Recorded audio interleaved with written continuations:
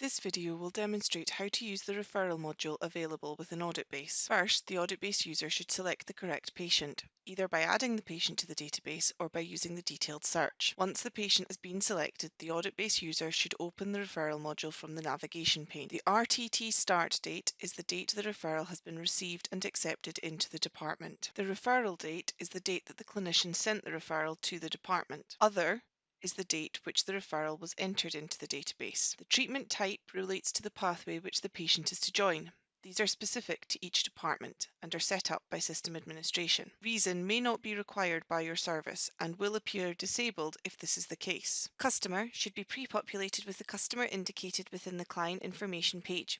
If this is not the case, then the customer can be selected. This is the person financially responsible for the patient's treatment. Referred by can also be automated to populate with the client's GP. However, the list of referring agents can be searched. Information should be populated with the appointment type required and the location of appointment, if appropriate.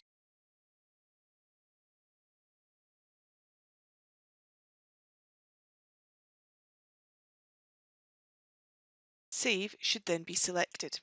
This will populate the outcome statuses and referral stages as determined by system administration. If appropriate, the patient should be added to the waiting list using the Add to List button. The waiting list pop-up will then appear and ask the individual to select the appropriate options for the patient. Once completed, the system will link the waiting list and the referral together. Appointments which have been created in the booking module and not linked to a referral or the correct referral can be attached. Editing the outcome of the referral is possible and in some cases necessary.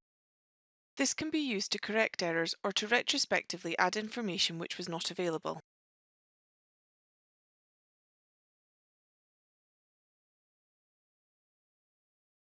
As the information has been corrected, it is possible to now see that the patient has had a journey restarted due to the assigned outcome code.